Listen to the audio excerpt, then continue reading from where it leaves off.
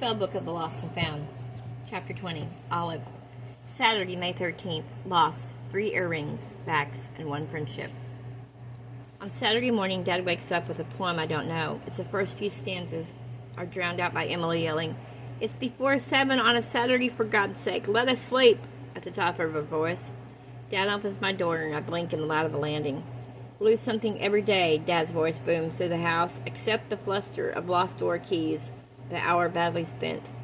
This is child abuse, Emily screams, but a little screaming has never deterred our father from quoting poetry. The art of losing isn't hard to master. He throws his voice louder, his lungs large from decades of broadcasting words from the bottom of lecture theaters to simply sleepy students. "You are emotionally unhinged," Emily shrieks. "Then practice losing father, losing faster," Dad bellows. I lock eyes with Mom on the landing. Everything gets kind of quiet despite the noise. "You think you know him," she says softly, settling beside me. "You don't know him at all." "What?" I have a moment of confusion where I think she's talking about Dad, and then a longer moment of even greater confusion when I realize she's not. "We're leaving early this morning," Mom says, like she's repeating herself. "Emily's got dance and Max has a soccer practice." I look right into her face, her laughter-lined eyes, her short hair curling around the silver hoops in her ear. I almost don't recognize her. Maybe I'm losing my mind a little now. After all, I have planned to go see a group of tattooed teenage runaways in a ghost town so I can cast a spell with my best friend. I'm weirdly nervous about it, maybe because I feel as if Rose and I should be going to the police about Catherall not casting spells. Maybe because spells aren't actually going to help, and also maybe because all this means is I'll be able to see Rowan again. With that in mind, it takes a while for me to get ready. I pick out a summer dress that's long enough to not look too attention-seeking, loose enough to hide my belly, and low-cut enough to draw the eye. I try to find a pair of earrings that still has its backs and put on my silver ballet flats. When I come downstairs, Emily is bent over her phone at the kitchen table, eating thick chunks of Nana's homemade bread, while Mom reads the paper. Max is eating cereal messily. "You look nice, Mom." "You look nice," Mom comments.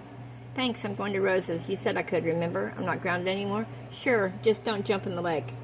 "What?" "Don't be home too late," Mom says.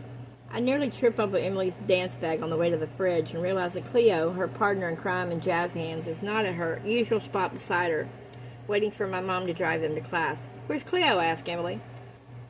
Emily tears off a bit of bread with her teeth and scowls. "Up her own ass," she says with a mouthful. "Emily!" Mom puts the paper down on the table with a slap. Max breaks into uncontrollable giggles, smacking the table so hard in his glee that he spills half his Honey Nut Cheerios onto the floor.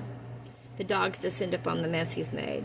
"Sorry, Mom," says Emily. "She's up her own posterior." Mom gives Emily a measured look, then shrugs and picks her paper back up. "Slightly better," she says, although that sounds uncomfortable. Emily manages a grin. I manage myself a cup of tea and take a pack of cookies out of the cupboard. Max wanders off in search of Dad, and Emily scowls at her phone. "I take it you had a fight," I ask, offering her a cookie. Emily rolls her eyes, but to my astonishment, she actually answers. "She's being unreasonable," she says. "Unreasonable about what?" Emily takes the cookie and asks me, mouthful of crumbs, "If I told you that someone close to you had done something bad, would you want to know?"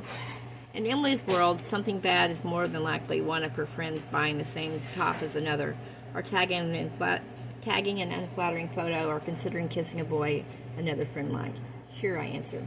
"Even if you could never unknow it after?" "Of course." "And you wouldn't like to shoot the messenger?" "I'm guessing Cleo shot the messenger," I say. "What's up?"